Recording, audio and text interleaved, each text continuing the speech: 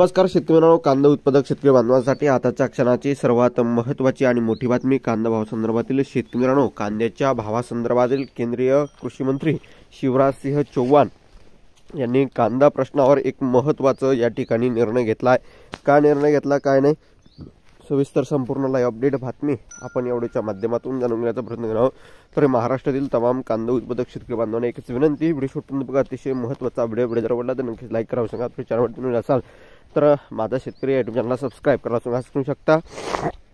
कांदा घोटाळा प्रकरणावर कृषी मंत्री शिवराजसिंह चौहान काय म्हणाले वाचा सविस्तर बातमी, महत्त्वाची अपडेट आलेली आहे। केंद्रीय कृषी मंत्री शिवराजसिंह चौहान यांनी कांदा खरेदीसाठी अन्य नव्या संस्थांचा समावेश करण्याचा विचार करण्यात असल्याचं सांगितलं आहे। मात्र याआधीच केंद्र सरकारने माध्यमातून 2 संस्था काम करत असताना घोटाळा झाल्याचं उघडकीस झाले आहे। मग आता नव्या संस्थांना काम दिल्यानंतर आता पारदर्शकता येईल का असा प्रश्न उपस्थित केला जात आहे। एकीकडे नाफेड आणि एनसीएफच्या कांदा खरेदी घोटाळा झाल्याचा आरोप आहे, दुसरीकडे भाव स्थिरीकरण योजनेअंतर्गत चांगला कांदा खरेदी करून ग्राहकांना खराब झालेला आणि लहान आकाराचा कांदा पाठवण्यात आला, त्यामुळे या दोन्ही संस्थांकडून कांदा खरेदीचे घोटाळा झाला असल्याचं उघडकीस असल्याने शेतकरी सांगतात। याच पार्श्वभूमीवर तोडगा काढण्यासाठी नव्या संस्थांचा समावेश करणार असल्याचं स्पष्टीकरण केंद्रीय कृषी मंत्री यांनी दिले आहे।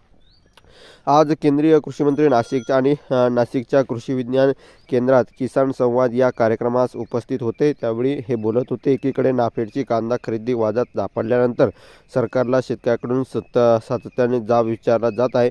शिवाय भाव स्थिरीकरण योजनेअंतर्गत खरेदी केलेला कांदा हा मुळात खराब झालेला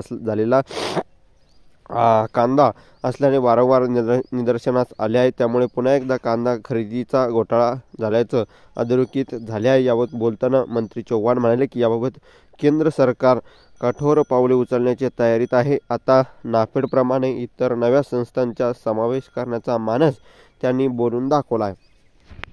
एकंदरीतच घोळ होणार नाही कशावरून तर बघा सविस्तर महत्त्वाची अपडेट। भारत दिगोळे अध्यक्ष महाराष्ट्र राज्य कांदा उत्पादक शेतकरी संघटना यांचं काय म्हणणं आहे बघू शकता।